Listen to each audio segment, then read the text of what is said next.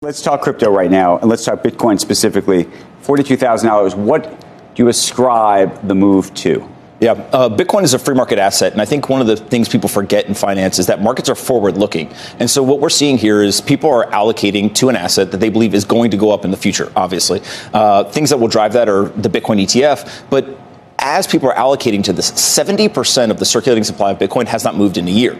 The reason why that's important is this is an $800 billion asset that has gone up 150% over the last 12 months. So when an asset goes up 150%, you would expect people to sell into the strength, kind of take profits. That's not happening. And so Bitcoiners are not selling that Bitcoin. They're not going to sell it to Wall Street. And so Wall Street's going to have to continue to bid up the price in order to that share issue. So the 70%, that has not changed, not just this past year. But by the way, that has not changed, I don't think, for many, many years. It's always been very high. 70% is the all-time high, so it's been creeping up, which has this reflexive kind of feedback loop, right? So if more people won't sell and price goes up, then price continues to go up even more rapidly. Okay, the other 30% that is moving. Yes. Do you think that, I mean, I don't know if you can look through some of the numbers. Are those new buyers? Are those the old buyers who owned the original 70% saying, I want more? What is that? So it's interesting when you look at the data. It's a little bit of everything, right? There's definitely more accumulation happening. So people who already had Bitcoin are continuing to buy more Bitcoin. An interesting statistic is if you dollar cost average every single day with $10 from January 1st until now, you're up 100%. So with all the boom, the bust, everything in between, a Bitcoin analyst, Dylan LeClaire, pointed out, you're up 100%. So just dollar cost averaging alone gave you a great return.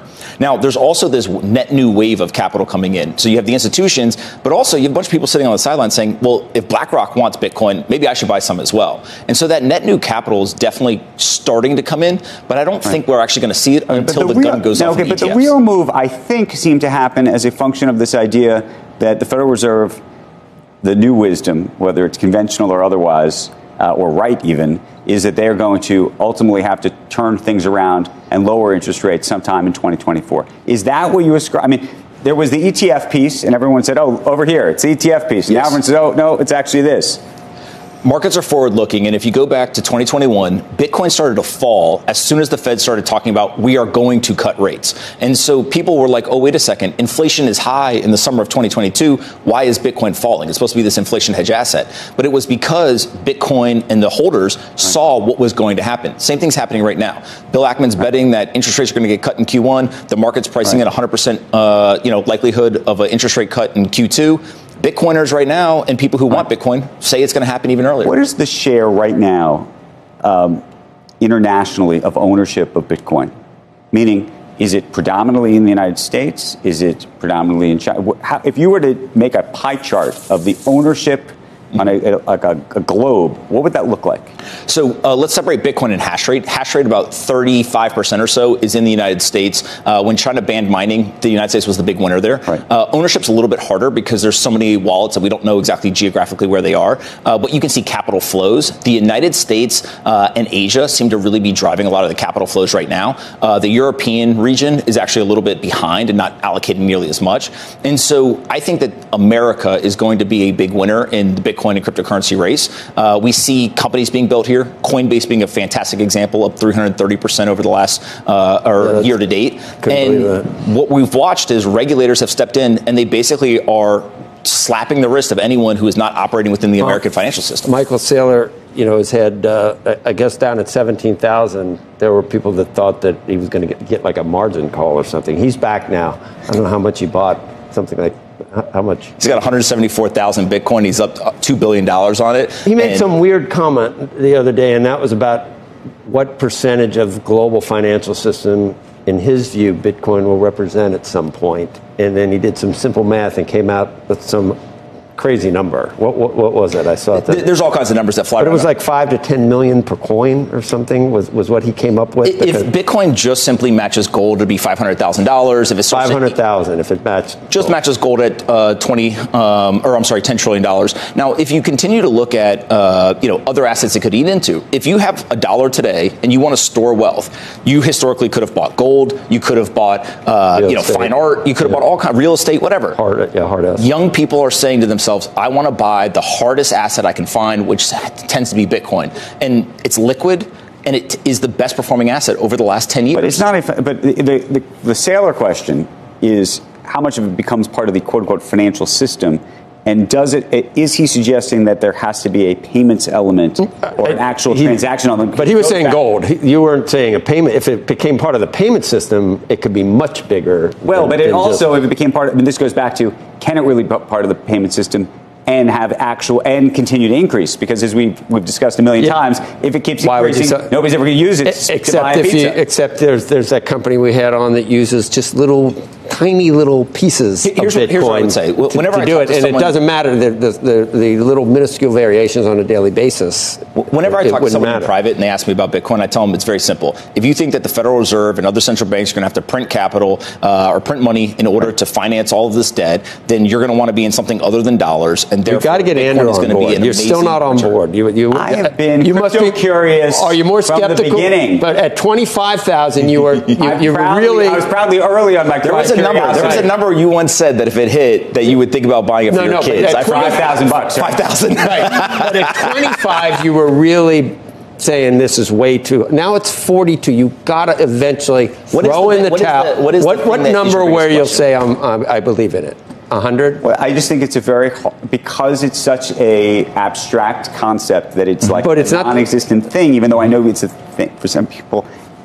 I think a lot of people look at it and go, maybe. I know it's a very philosophical but situation. Aren't there you can describe why gold is worth. I mean, it's not because it's pretty, and it's not because it's used in jewelry. It's because it's immutable, it's cross-cultural, there's only so much around, and these are the characteristics of money since the beginning of time. Everybody has gold in their portfolio. Correct. Go back to the as a store of value. It's like if you understand the distributed ledger nature of Bitcoin, you can see that it can represent barter for something. Here's one of the crazy parts about this is a lot of people who question Bitcoin's efficacy or legitimacy, they're using a worldview that is dominant in traditional finance. Things like intrinsic value, things like efficient market hypothesis, etc. It's a very what we're watching though God bless him, Charlie Munger view of the world. Absolutely. Yeah, and by the way, you've been right for 50 years having that worldview. I think that Bitcoiners are coming into the market and they're saying, wait a second, there's a different view of the world. Something like intrinsic value. If you and I both look at an asset and I tell you the intrinsic value is X, you say it's Y. Obviously, there's no intrinsic value. It's just what our opinion is, right? Same thing with efficient market hypothesis. And I think what Bitcoin's really doing is it's showing there's this new view of the world. So far, it's been right. And if it continues to be right, there will be trillions of dollars that flow into the asset. Let's ask the baller. Longtime Fast Money friend Brian Kelly is back in the house. Can't get enough. Can't get enough of him either. Brian, welcome back. Thank you. So obviously, you're long. You're very bullish. Yes. Has anything changed in terms of the trajectory of the move higher? No, not really. I mean, certainly. So this move is really built on this anticipation of an ETF, probably January 5th to January 10th. So as it gets higher as a trader, of course, I'm going to get a little scared because you're saying how much of that is already priced in. We're getting pretty close to that. But in terms of the longer-term trajectory for Bitcoin, I think you just have to think of it as we're in this, let's call it 1 to 2 year bull market period. We'll have these pullbacks. Even in 17, when we had a massive run, we had months that it was down 30, 40%. So you just have to keep that in mind. So January 5th to 10th, it seems like it's all downside. It's like you have the sell the news or the disappointment. So how do you position into that? I mean, I think you're long going into it, and then you start layering out of it as you get towards the end of the year. So let's call it over the next week or so. At least that's the strategy we're going to employ. Okay, and then the reaction, in sympathy from the other coin. I mean, will there be a sympathy move too? Yeah, so generally what we've seen in bull markets is about a month after Bitcoin moves, it starts to go to the altcoins. So we saw Ethereum break out last night, and then Solana, and then it starts to go down the list. And so that's what I would anticipate, let's call it January or so. BK, good to have you here. Say hi to Brian, by the way. A lot of this move has coincided or coincident with the fact that 5 rate cuts apparently are priced in for next year. Every time we pull them forward, Bitcoin seems to take a leg up. Is there any truth to that? Yeah, I think it's a macro tailwind. We've been fighting the macro headwind for almost 2 years now, right? Rising rates, stronger dollar, all of that. The Fed's probably done. Europe has got a real problem on their hands. China's got a massive problem on their hands. And Japan is unlikely to tighten. So when I look at global liquidity, I think, short gold, Bitcoin, both of them are going to do well in this environment. So, question about the halving. I've heard it called the halvening or the halving, but either one. We're getting to that in April, I think, right? Yep. And that's been a bullish thing before. I sort of wonder, is it the same thing, though? Is that already getting priced in, or is there something technical that actually happens that would make it be priced in closer to the event? So what we've seen historically is that the 12 to 16 months after a halving is the best performance of Bitcoin. So that's what everybody's thinking about. This time might be different because the price of Bitcoin's higher. We now only have, I think it's 900 Bitcoin a day that come out, so that gets cut in half. It's not a lot of Bitcoin, but what it does do is it makes Bitcoin more scarce than gold. So for the first time in history, you have an asset that is more scarce than gold. In what way more scarce? Let's call it a stock-to-flow ratio. So the amount of Bitcoin mined every year divided by the amount outstanding, same with gold. And now there'll be, quote unquote, less Bitcoin than gold mined on a relative basis. All right. Now, BK, you sat in these seats for a long time on this desk as a Fast Money regular. And we know that you miss a lot of things about the show. A lot. But first and foremost, we know you miss Would You Rather.